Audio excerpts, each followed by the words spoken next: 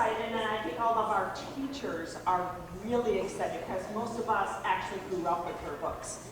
You guys are so lucky that you get to be introduced to them in school and to actually meet this amazing author that is phenomenal, has sold so many books, and we are so incredibly blessed to have her here.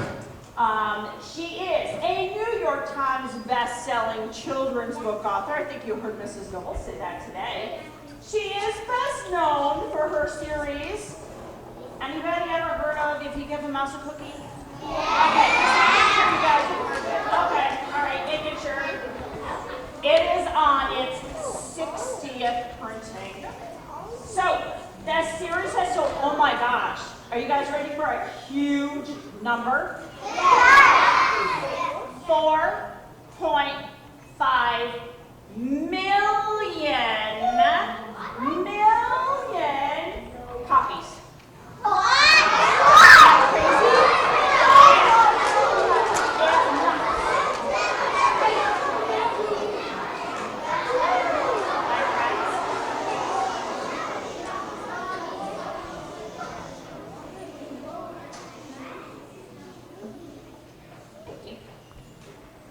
She is an avid animal lover, and she created a book, a children's illustrated book called Raising a Hero, which unfortunately we don't have, but some of the proceeds went to service dogs, which is amazing. She has been to the White House, right? And her book has been read. The mouse says a cookie was read for the White House Easter egg roll, which is really cool. And she has visited well over 100 elementary schools, and we are so happy to be included in that number now. So, my friends, the amazing, wonderful Laura Numeroff.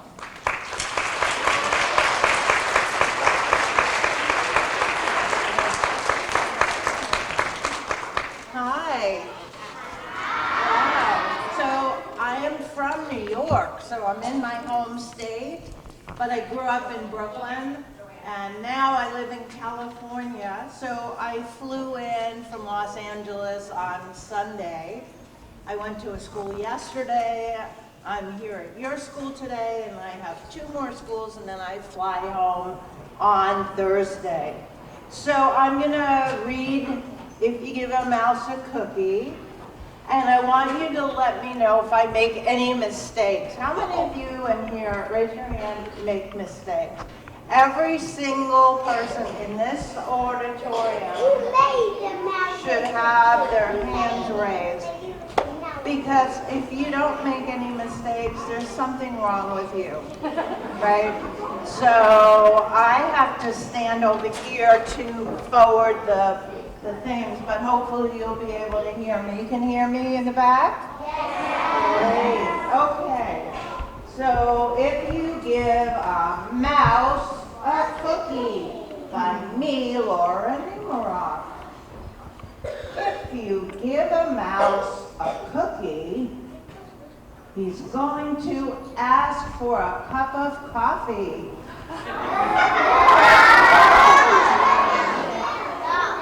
When you give him the milk, he'll probably ask you for a banana. When he's finished, he'll ask for a newspaper. Then he'll want to look in the mirror to make sure he doesn't have a milk beard.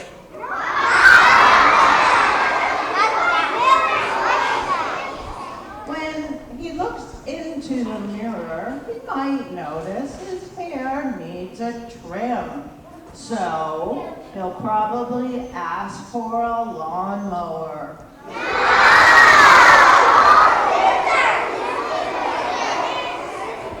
When he's finished giving himself a trim, he'll want a broom to sweep up. He'll start tap dancing.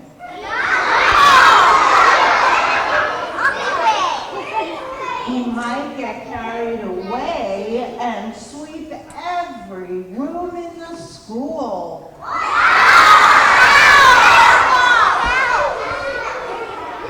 He may even end up washing the ceilings as well.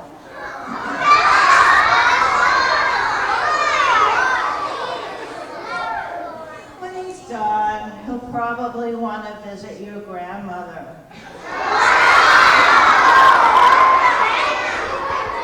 You'll have to fix up a little box for him with a blanket and a pillow. He'll crawl in, make himself comfortable, and fluff the pillow 42 times. Probably ask you to read him a story. So you'll read to him from one of your books, and he'll ask to see the words.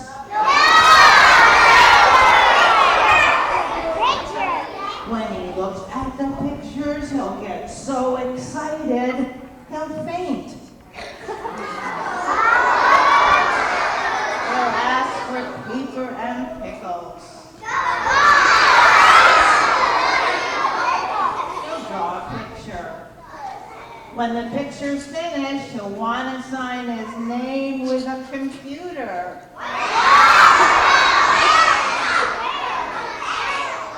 Then he'll want to hang his picture on your oven.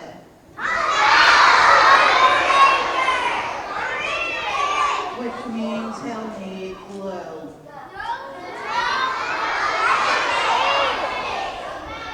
He'll hang up his drawing and stand back to look at it. Looking at the refrigerator will remind him he's bored. So he'll ask for a milkshake.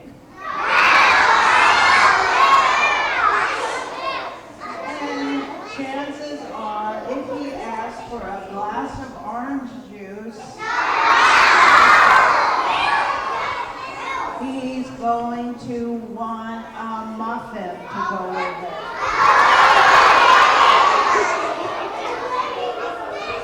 Wow, you really know that book. I made those mistakes on purpose because to me, isn't it amazing how just one or two words can change something completely?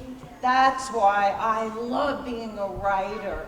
So to me, words are like puzzle pieces, and I like putting them together to make, well, I like making people laugh.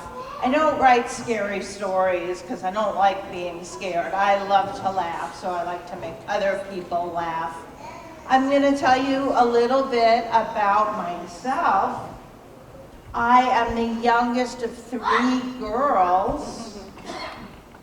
And for Halloween one year, my sisters dressed me as our dad. So there are a couple of things I absolutely love. One of them is animals. And this is me with some dog. I don't know whose dog it was, but it wasn't mine. And this is me with a kitten, but I don't know whose kitten it was because it wasn't mine. And I'm positive that wasn't my goat. We didn't have goats in Brooklyn. I got to pet and hold this raccoon at a petting zoo, and I really wanted to take him home. And I also loved riding on horses, so my dad took me on the weekends. And it wasn't until I was an adult that I finally got my own horses. So now this guy's name was Otis. I want you to remember the name Otis. And then I had a horse named Oliver. So remember the names Otis and Oliver. Definitely not my chimpanzee. But anytime I get to be around animals. 2 weeks ago, I was in Ohio, and my friend took me behind the scenes, and I got to meet this penguin. So the other thing I love to do is draw, and I love drawing animals. I like drawing pigs and cats, and even when I draw people, I put animals in the picture. And that's on my website. So it took me a long time to make a living as a writer. I had a lot of part-time jobs. I've been a waitress and a secretary and all kinds of things. But one of the ways I was able to pay the rent was doing some artwork, and I designed greeting cards. So you might have been able to go to the store, and if you were buying your mom a birthday card, you could have bought one of mine, or a Christmas card. And this is another Christmas card I did. So I love animals, I love drawing, and the thing I love the most is reading. So that's me at the Brooklyn Public Library. And I used to go every week and take out as many books as they would let me, read them all, and go back the next week for more. There were two books I loved the most. One of them was Eloise, and it's about a girl who lives in a hotel in New York. And my other favorite book was Stuart Little. The author also wrote Charlotte's Web, but I'm a Stuart fan. And Stuart Little's about a mouse who lives in New York. I loved reading these books so much. I wanted to write my own stories for other people to read. In college, I took a class called Writing and Illustrating Books for Children, and we had a homework assignment. I had to write and illustrate a book. So I wrote a book called Amy for Short, and it's about the tallest girl in the 3rd grade. Raise your hands if you think I was the tallest girl in the 3rd grade. Those of you with your hands down are right. I wasn't the tallest girl, but I have an imagination. And then I wrote a book and illustrated it in all black and white. And you know how there are a lot of books about kids who want a dog or a pony, but the parents don't let them have one? This one's about a dad who wants a dog, but the landlord doesn't allow pets. So people always ask me, where do you get your ideas? Sometimes somebody says something and I think, oh, that's a good idea. Sometimes I see something and I think, oh, I could do a story about that.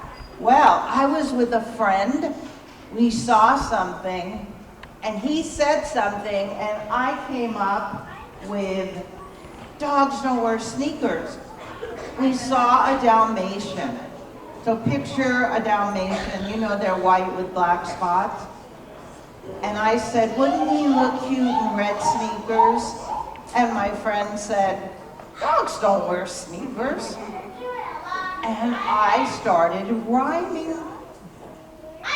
Dogs don't wear sneakers, and pigs don't wear hats, and dresses look silly on Siamese cats. And I thought, oh my goodness. I went running home, sat down at my computer. I started writing all the verses. I had so much fun. I had enough for 2 books. So the second one is Chimps Don't Wear Glasses. So what I want you to do, what if I said to you, draw some chimps wearing glasses? What would you draw? I would have drawn some old, like grandpa-looking chimps with reading glasses. This artist had a much more fun idea. He drew chimps in sunglasses playing music. So I think he had fun. Doesn't it look like he had fun? I love writing poems, so I have a book called Sometimes I wonder if poodles like noodles. And the artist told me that's his daughter. So he used his daughter as the model for our book.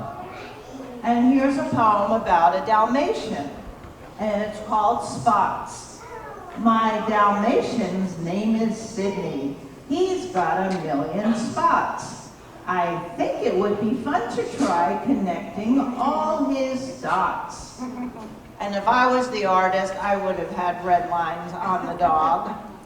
And one of the fun things that I get to do is I have to come up with names for the characters in my book. So I like to use my friends' names, my family, or my pets. And when I was writing these poems, Sydney in the poem was my dog.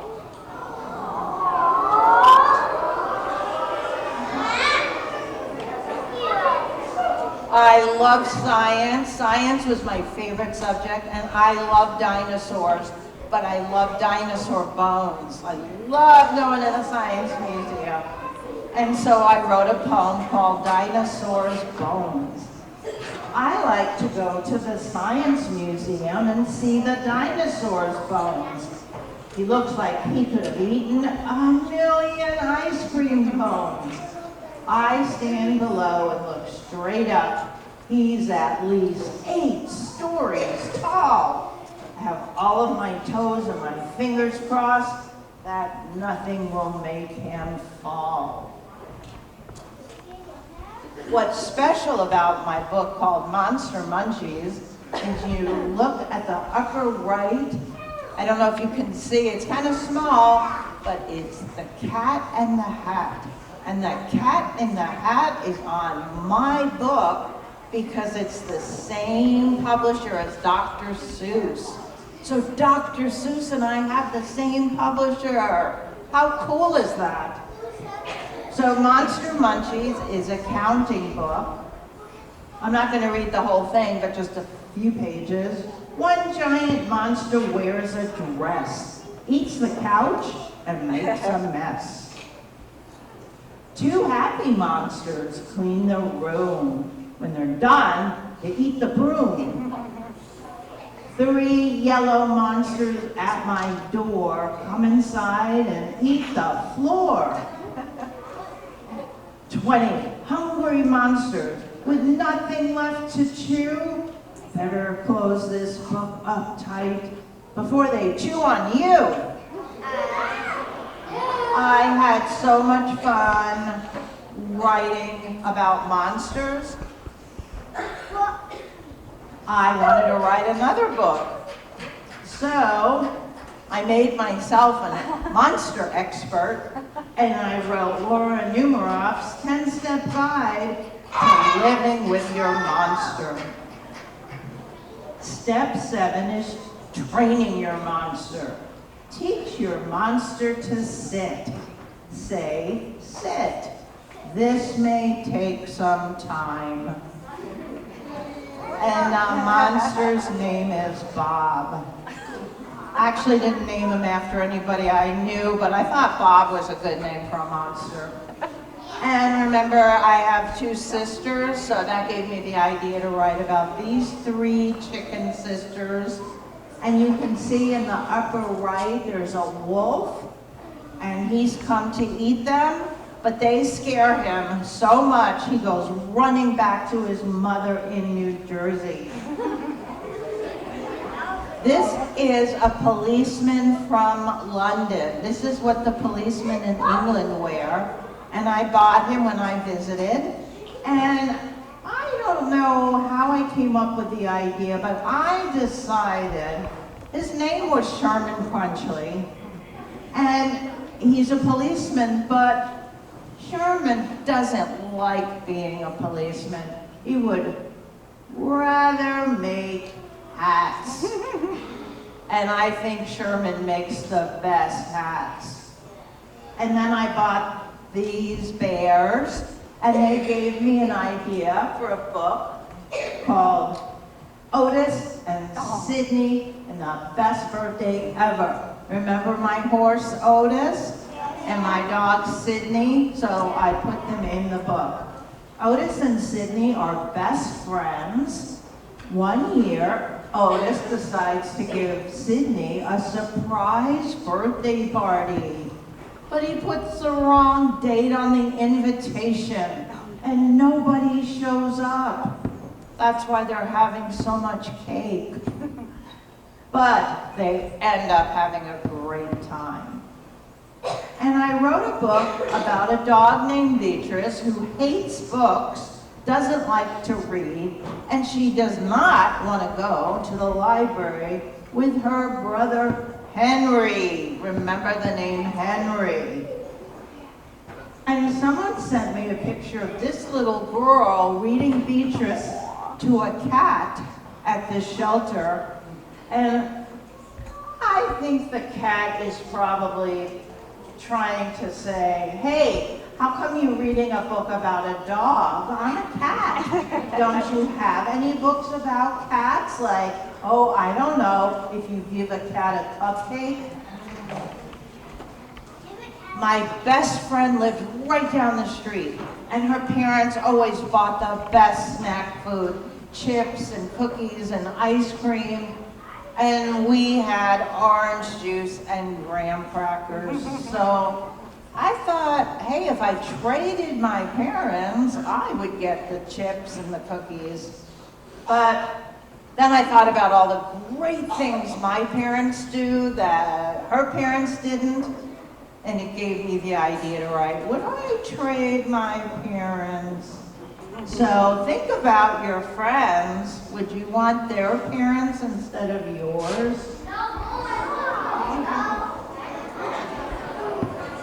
So I was at a horse show and I heard someone say, my horse lost her shoe. And I immediately thought of Cinderella. So I rewrote Cinderella with a pony, Pony Ella. And I have a series of 4 books called The Jelly Beans. It's about 4 little girls who are best friends, even though they each like something different. Nicole loves to play soccer, and I play tennis. I don't know anything about soccer, so I had to do some research. It looks really hard. I'm going to show you my favorite illustrations in the books that begin with the word if. So I've written 48 books, and 9 of them begin with if. So if you give a mouse a cookie, I love this page because I love drawing with crayons. Moose is my favorite book. He's my favorite character.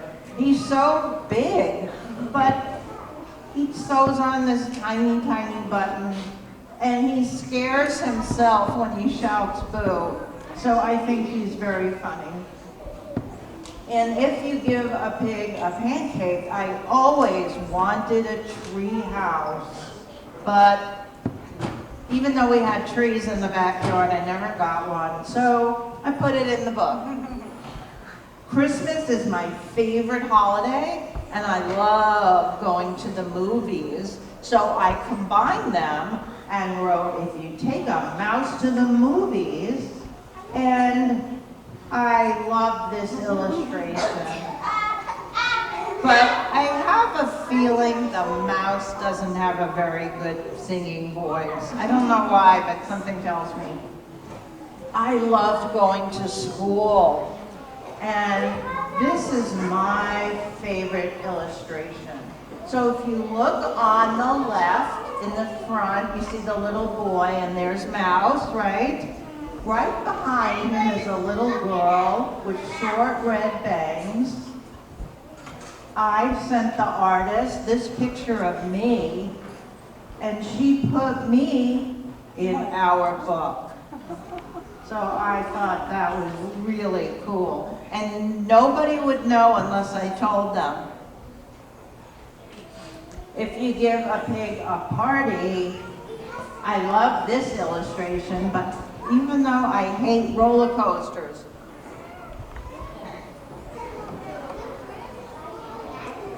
if you give a cat a cupcake, This one makes me laugh because his bathing suit is all the way up.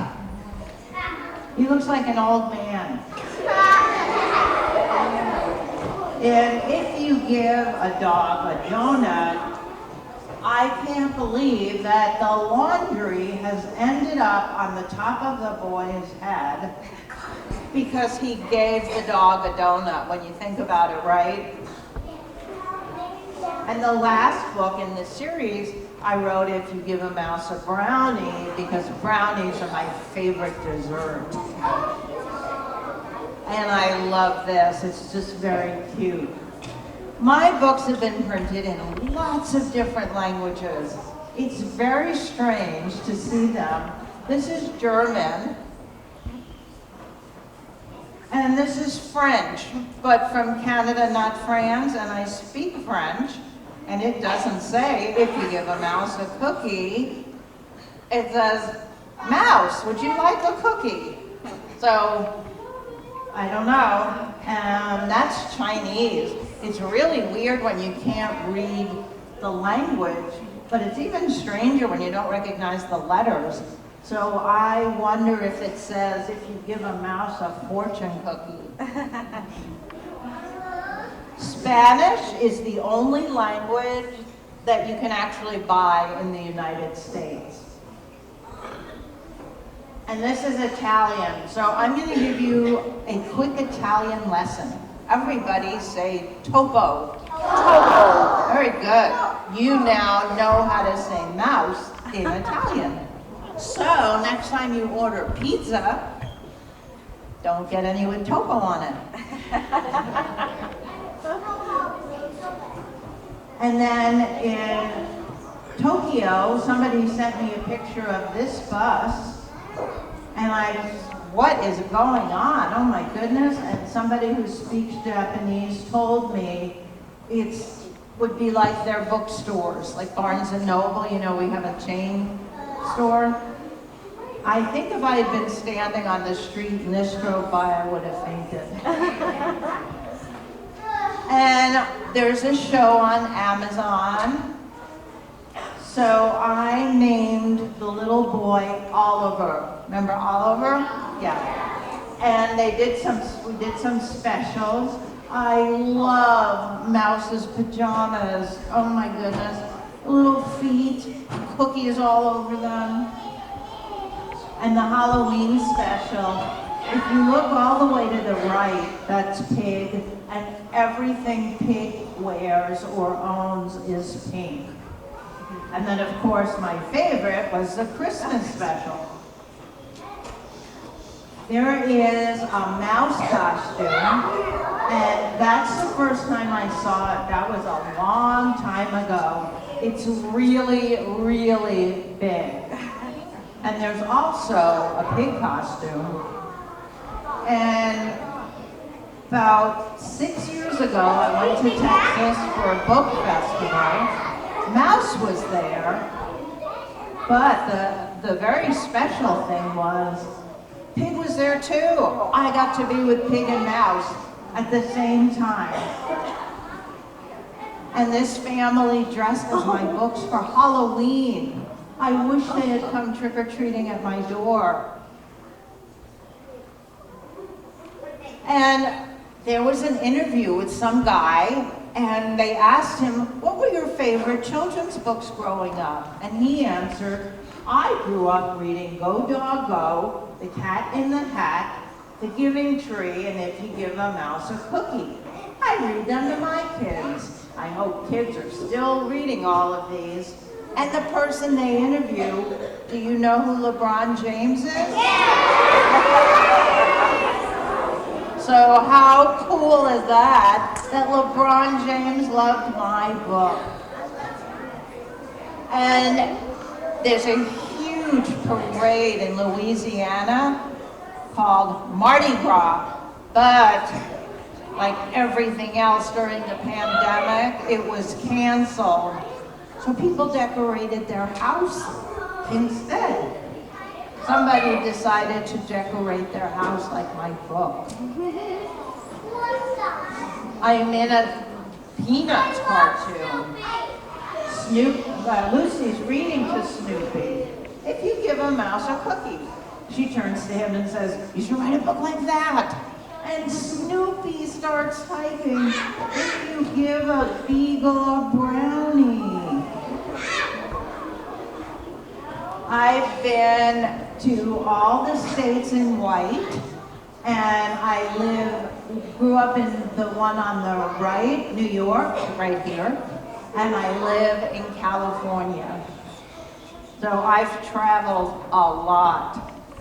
This school in Utah voted for their favorite book, and If You Give a Moose a Muffin, my favorite book, only got 4 votes. And I was in Mississippi, and the teacher asked me what I wanted for lunch, and I said, "Well, I like McDonald's." So we drove to the local McDonald's, and my name was on the sign. And then my books have been in Happy Meals. So, do you remember the name Henry? This is my Henry. He was 8 months old there. That's the day I first met him, and I've had him for 10 years, so he's 10 and 8 months old. And he loves belly rubs.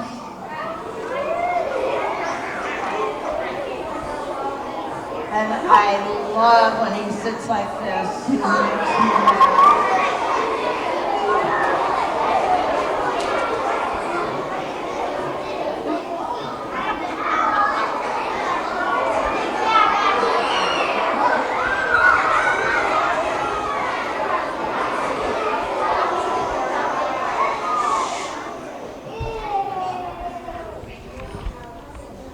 I love him so much, but sometimes he makes me really mad. He loves to sit right in front of my computer screen.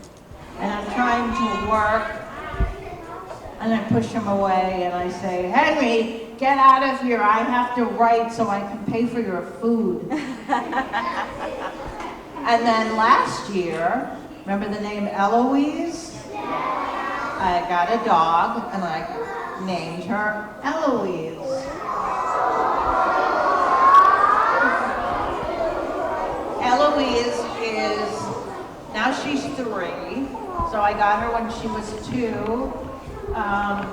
She was found on the street in Mexico, and she's so sweet. I've only heard her bark 4 times this year. She's very gentle. She loves people and dogs, loves going in the car, and she just lets me put hats on her.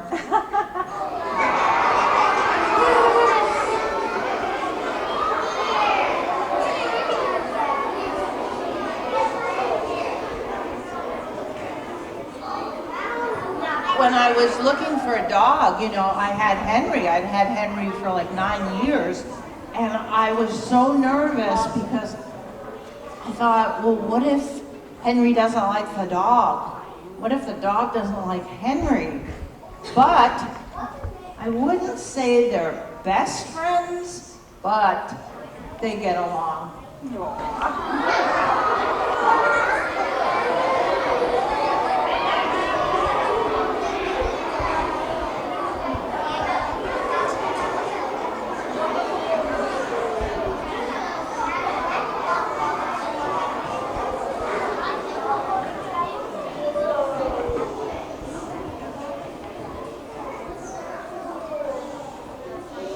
So I did a lot of Zoom visits during the pandemic. I couldn't go anywhere. And I Zoomed with this little class in Africa. And the little girl on the bottom right, her name is Deborah. And Deborah asked, "How do I become an author?" And when anybody asks me, how do they become an author? I always say you need to read a lot of books. You have to be a really good reader to be a good writer. But I realized they don't have books. The school doesn't have a library. There's no library in the community. Can you imagine not being able to take out books and bring them home and read them? It really, really broke my heart. So I ended up building the school a library, and I went last year, and now the kids have 1,000 books. And this is a picture of me and Deborah looking at a book together in the library. And they painted the covers of my books. So next time you have a book and you're reading it, think about how lucky you are. So remember one of my favorite books was Eloise. I got to meet the illustrator. And then Stuart Little, I got to buy some artwork from the book. So I own a piece of Stuart Little. And I collect all kinds of things. I love Halloween masks.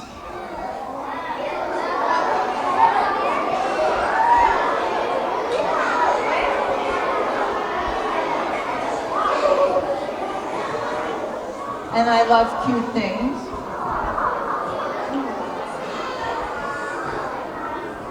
And I love things with dogs. And these are the 48 books that I've written. And people always ask me, are you writing anything now? So I just sold a book about a little puppy named Max. And Max and his mother take their bikes to the park, and one of Max's training wheels falls off. And they have to decide, should Mom put the training wheel back on, or should she take off the one that's still on the bike? So Max has to finally learn how to ride a two-wheeler. So that's going to be out in a little while. So I hope you enjoyed that and maybe learned something about what it's like to be an author. And I'm going to be here most of the day signing books and meeting all of you guys. So I hope you have a good rest of the day and a good rest of your week.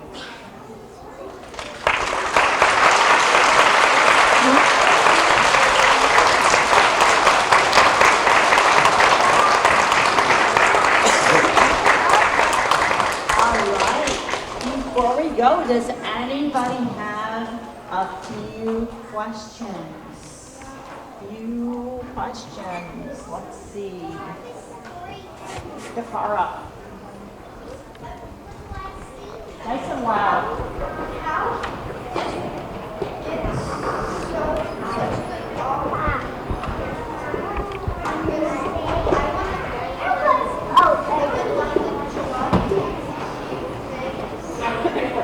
Art. How did you get such good art for your books? I went to art school, and a lot of the artists I chose also went to art school.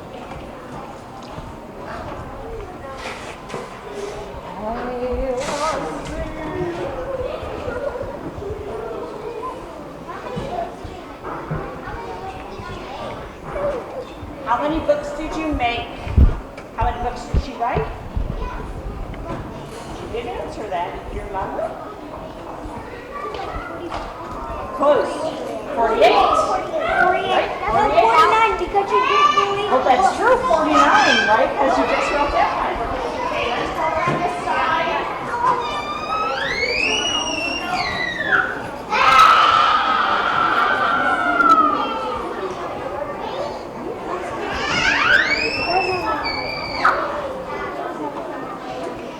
When did you start writing books? I'm sorry? When did you start? So Amy for Short was my first book. That was 1975. I was 3 years old when you started writing books. All right, let's take one more. Do I have any teachers that have questions? Are there any teachers that have questions? I don't see any teachers hands up.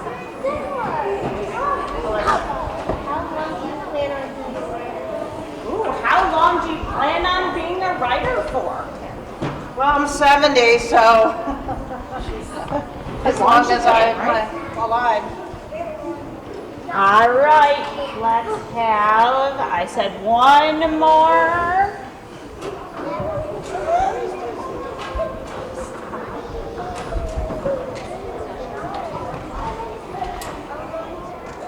Why did you become an author?